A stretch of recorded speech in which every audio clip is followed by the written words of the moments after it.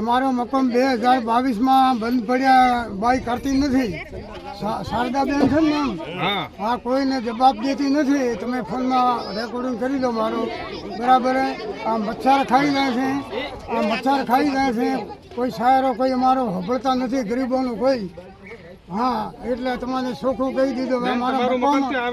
અમારા થરાદમાં Pandit Deendayal આવાસના મકાનોની grant contractor ઘોળીને પી ગયા. થરાદમાં પંડિત દીનદયાળ આવાસ યોજનાના મકાનોમાં કોન્ટ્રાક્ટરની બેદરકારી આવી બહાર.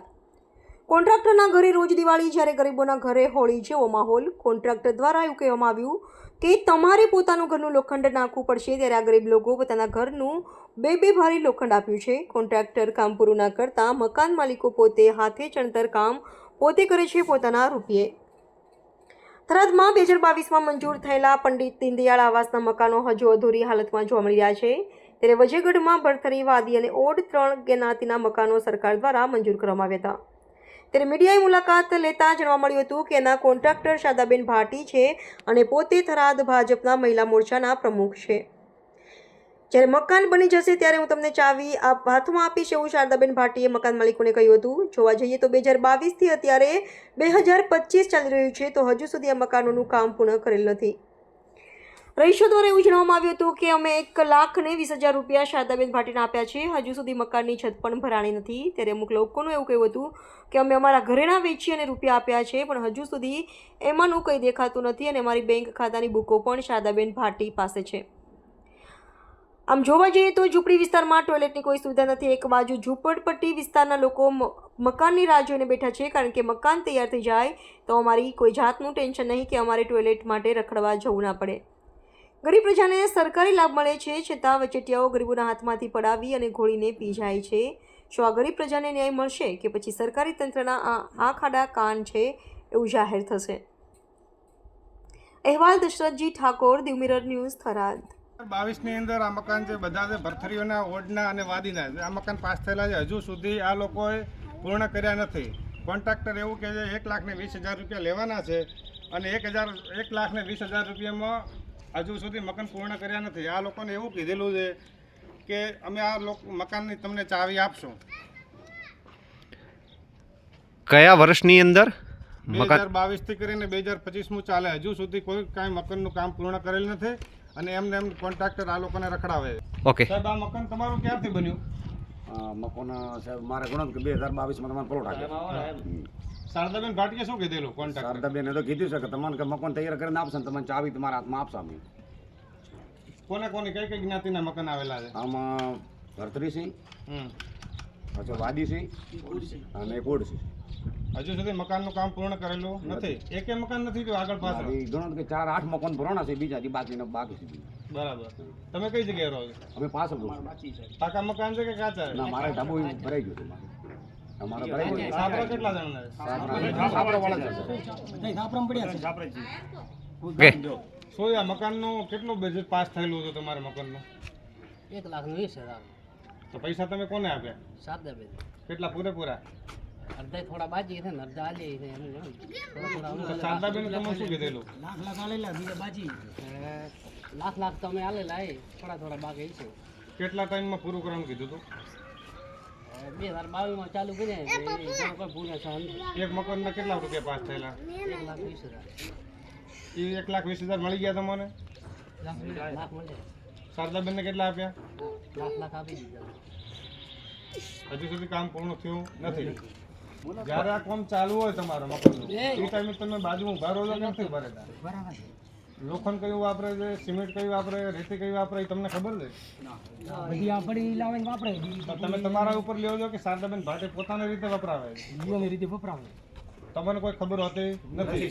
કોઈ ખબર નથી પડતી. આવી ભોળી પ્રજાને કોન્ટ્રાક્ટરો છેતરી અને માણસોને મજૂરી કરતા માણસોને બરાબરના રૂપિયા ઘોળીને કોન્ટ્રાક્ટરો પી જાય છે. આપણે જે ઓલા મકાન જોયા હતા એ આ લોકો મકાનવાળા જે ભાઈ છે એ બધા અહીંયા રહે છે અને બધાના છાપરા બોધેલા છે. જો કે 2022ના મકાન જે મંજૂર થયેલા છે, 2025માં ચાલે, હજુ સુધી મકાન મંજૂર થયા નથી. આજુબાજુ ચારે તરફ ગટર છે. નાના બાળકો બીમાર પડે છે, આ લોકો ગરીબ પ્રજા છે, આ લોકોનું શોષણ પૂરેપૂરું થાય છે. અને જો મકાન તાત્કાલિક ધોરણે એ લોકોના પૂરા કરવામાં આવે તો આ લોકોને સારી સુવિધા મળી રહે અને તંદુરસ્ત જીવન જીવી શકે એવી છે. કાકા તમારું મકાન છે ત્યાં આગળ? હા મકાન પૂરું થઈ ગયું છે? મોકો એમને ભેતરું કાઢી તો પડ્યું હતું. શું કહે છે કોન્ટ્રાક્ટર બેન? કોન્ટ્રાક્ટ ભાઈ 2022 ચાલુ કર્યા, બાઈકો બાપ દેતી કરતી નથી. હજુ સુધી મકાન ના પૂરું હજુ કર્યું સુધી નથી? નથી કરતા. મખાર ખાઈ જાય. લાવ હું ભાષણ બોલો લે એમાં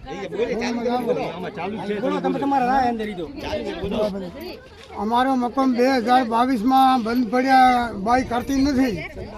શારદાબેન છે ને એમ, હા. હા કોઈને જવાબ દેતી નથી. તમે ફોનમાં રેકોર્ડિંગ કરી લો મારો, બરાબર હે? આ મચ્છર ખાઈ જાય છે, આ મચ્છર ખાઈ જાય છે. કોઈ શાયરો કોઈ અમારો હંભળતા નથી, ગરીબોનું કોઈ. હા એટલે તમારે ચોખ્ખું કહી દીધું. હવે તમારું અમારા મકાન મકાન ત્યાં આવેલું છે? અમારા મકાન ચાલુ કરવામાં આવે તમારું મકાન પૂરું થયું કે નથી તાત્કાલિક. થયું? 2022 ચાલુ કર્યું, હજી 2025 થી સાલ ચાલે તો હજી મકાન પૂરું થયું નથી. અમારે સંડા જવાની તકલીફ છે. બધી ગટર લાઈને તમે કે બાળકોને હોસ્પિટલ ભરીને મરી ગયા. તમે આવા સાપરામ રહો છો? મકાન સાપરામરા બધી વાત તકલીફ છે સાહેબ. બેનને કોઈ કીધું જ નથી તમે? બેનને કહીએ કે બેન મકાન પૂરું કરતા નથી. બેન કહે છે કે આ અત્યારે ચાલુ કરીએ, કારીગર નથી, પરમ દિવસે ચાલુ કરીએ છીએ. એ રીતે બધું કરી એમને 3 વર્ષ કાઢી નાખ્યા. તમે બેનને કોઈ કહેવા ગયા જ નથી ના બધા? અત્યારે ખુલ્લામાં શૌચાલય જાઓ સંડા જવા એ અત્યારે એ બાવળિયા કાપી નાખે. 1 કિલોમીટર જાય અમારે જેવા જાય પણ હજી માજી ઉભા અહીંયા જવાના અમે કઈ રીતના લઈ જઈએ? તમે સરકારને કોઈ રજૂઆત નથી કરી? ના ભાઈ ના સાહેબ, શૌચાલય નથી. તમે કહેતા તમે ગટર લાઈન બતાવો, ચાલો કેમેરા એ બાજુ કરો ભાઈ. ના ના નથી કર્યું. સરકારમાં જોડ નથી કર્યા. તમે જોડ કરી સાહેબ.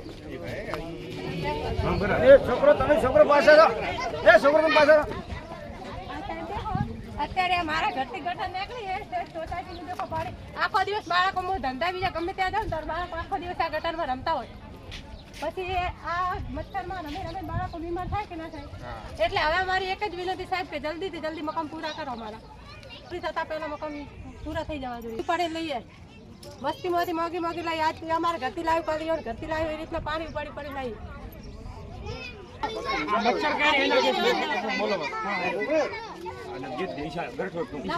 સાહેબ ગટરના હિસાબે આ લોકોના બાળકો બીમાર પડ્યા છે અને બધા લોકોની ફાઇલો છે નાવ્યા હોસ્પિટલની. બધાના નાના છોકરા છે ગટરના હિસાબે બીમાર પડે છે, છતાં પણ મકાનનું કામ પૂર્ણ કરેલ નથી. અને જો એ મકાન સારી રીતે પૂરું થઈ જાય તો આ લોકો બીમારીમાંથી સ્વસ્થ જીવન જીવી શકે છે.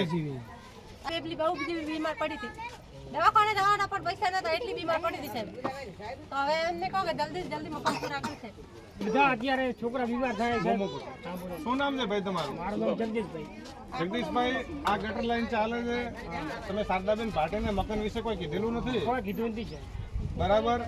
તમારે આ મકાનના ત્યાં બેસવું છે, બરાબર, સ્વસ્થ જીવન જીવવું છે, આ ગટર લાઈન માંથી નીકળવું છે, તો તમે શારદાબેન ભાટી કોઈ રજૂઆત કરી નથી કે શું છે? કરી છે પણ હવે કાંઈ નથી કે આ ફાઇલો છે ને લઈને ઉભા આ છો? ફાઇલ છે, આ જે ગટર લાઈન હેડે હા. આ બધી એના મચ્છરના બધા બાળકો શેના હિસાબે બીમાર પડે છે? આ બધા પોણી જે મચ્છર કેળે એના હિસાબે બધા થાય બીમાર થાય.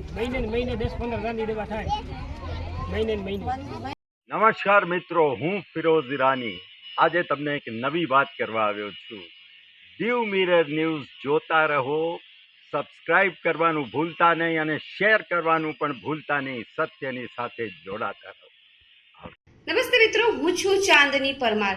આપની મનપસંદ ચેનલ એટલે કે દીવ મિરર ન્યૂઝ ચેનલને લાઈક કરો, શેર કરો અને ફોલો કરો. અને હા, તેમાં દરરોજ તાજા સમાચાર જોવાનું ભૂલશો નહીં. દીવ મિરર ન્યૂઝ દરરોજ લાઈવ અપડેટ. ગુજરાત રાજ્ય, દેશ, દુનિયાના તમામ બ્રેકિંગ સમાચારો નિહાળો દીવ મિરર ન્યૂઝ ચેનલ પર.